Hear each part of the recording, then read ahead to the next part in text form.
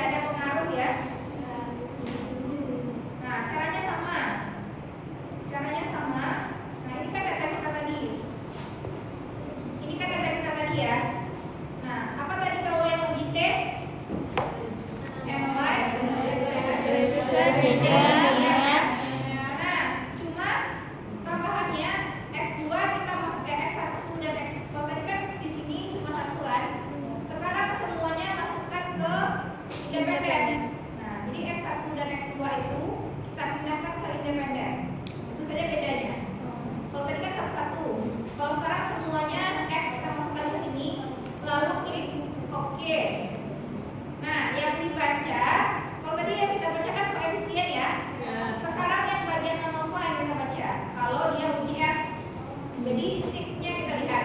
Shift uji ANOVA ini adalah 0,00 ya. Artinya kecil dari 0,05.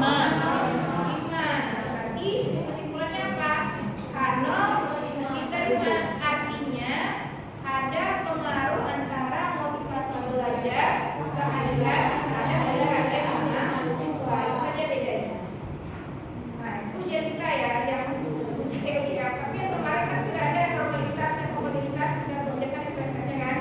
Apa lagi yang diajarkan SPSS? Validitas dan reliabilitas. Jadi soal ujiannya ada 3. Yang pertama itu adalah validitas dan reliabilitas. Soalnya sama itu. Tapi kan mencari validitas agak berbeda sedikit dengan reliabilitas kan. Soal yang kedua adalah normalitas dan homogenitas. Soalnya sama itu. Tapi cara mencarinya kan ada beda sedikit kemarin ya. Yang ketiga uji T dan uji F. Soalnya sama, tapi cara mencarinya agak beda kan. Nah, itu ujiannya. Soalnya insan nomor 2 1 2 A 1 2. Nah, masih enggak nambah.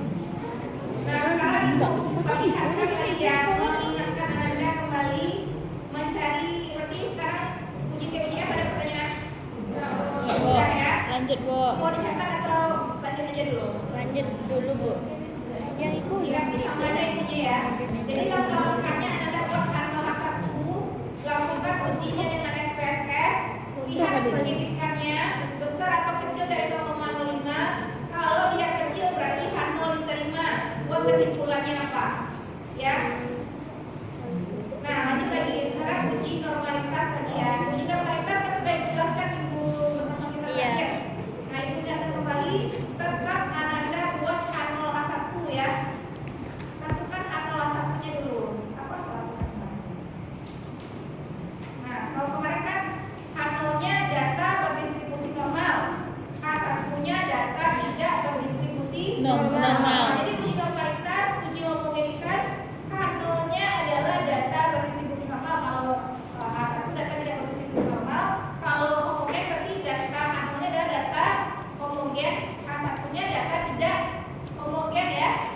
Bisa? Nah, jadi selalu berhipotesis ya. Nah, kita buat datanya. Kan datanya kemarin yang ini ya. Oh ya, ini kan kita mau file baru nih, kosong, kertas kosong. Kalau dibuat gimana caranya? Tahu nggak? Kalau dibuat file new kan? Nah, sama itu file new data. Nah, sama seperti Word kertas kosong kita mau yang baru kan? Nah, kan ini Ibu contohkan kemarin nilai ujian MPS C sama B, dua data kemarin Ibu contohkan ya. Misalnya ini MPS B misalnya ya. MPS B nilainya misalnya 10, 28, 90, 100, 50 misalnya ya. Nah, MPS C nilainya homogenitas sama normalitas ya. Nah, itu kan dua nilai ya, dua nilai. Kalau mau mengubah namanya bisa di sini ya. Ini MBS B tadi ya. Ini MBS C. Nah, kalau dihilangkan desimalnya jadinya 0, koma jadinya kan. Nah, ini data kita kan. Masih ingat gimana cara mencari? Aku minta tentukan normalitas dari data ini. Apakah dia normal atau tidak? Gimana caranya kemarin? Parametrik Regression. Nah, kalau dia lebih dari 1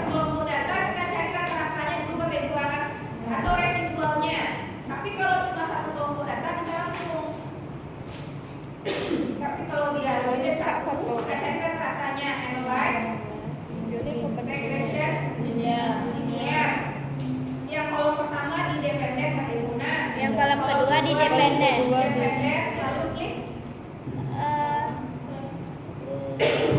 Klik save. save, Press. tangan standardize ya. Continue.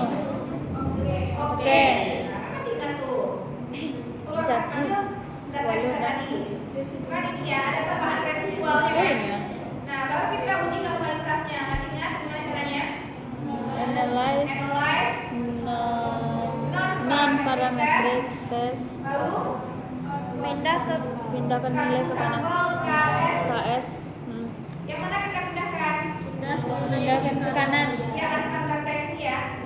Karena yang rata-ratanya tadi akan pindahkan ke kanan ya. Lalu Klik oke. bagaimana cara bacanya? Signya yang mana ini? Yang 0,959. 0,959. Nah, gimana cara menentukan dia normal atau tidak? Tengok Besar deh. dari 0,05. Nah, kan ini. Itu terdesak. Besar dari 0,05, besar dari 0,05 maka data berdistribusi Normal. Nah, data kita ini normal atau tidak ini? Normal. Ya, karena Besar dari 0,959 itu besar dari 0,05. Jadi kesimpulannya H0 diterima itu data berdistribusi Normal. Ya, bisa. Bisa. Nah, lanjut ya homogenitas tadi ya. Itu apa tadi? Homogenitas gimana caranya? Normalitas. Nah, homogenitas itu yang Anda ingat, dia tidak bisa dua kelompok ya. Data diurutkan. Tapi data diurutkan kelompok 1 di bawahnya kelompok 2. Iya, dan dikasih ya. kode. Nah, kita ambil dua barang baru ya. Ctrl N. Nah, data kita tadi boleh kita copy saja. Ctrl C, copy ke sini ya. Ctrl V. Nah, kita kasih lambang di sini 1 kan. Artinya dia adalah kelompok 1. Yang ini Kelompok 2. kelompok 2 letakkan nilainya di bawah Di bawah kelompok 1. Dua. Kelompok 2. 2. Nah, kalau mau diubah, boleh ya kita Kelompok. kasih nama di sini. Misalnya ini namanya nilai-nilai. Yang ini kan kelompoknya. Mau dihilangkan desimalnya boleh. Jadikan ini 0, jadikan ini 0. Balik lagi ke data view. Nah, baru kita cari homogenitasnya ya. Bagaimana caranya? Analyze.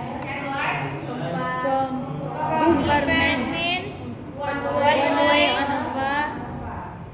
Lalu Pindahkan Nilai ke dependent list. kelompok ini yang Kode di faktor. kode Klik option. klik option Centang homogeneity. ya Of variance test. Klik Klik continue. Oke. Baru oke. Gimana cara bacanya? 0,840. Nah, coba Anda kan homogeneity ini yang Oh homogen. iya itu 0,919. Ya, jadi sticknya yang bagian Yang homogen. paling bawah aku baca dan stick. Cari juga yang stick itu ya sih. Iya, dia dikatakan homogen jika Besar dari 0. Iya. Udah homogen ya. Udah dapat tuh uji T, udah uji F, udah normalitas, udah homogenitas, sudah. Tinggal satu lagi.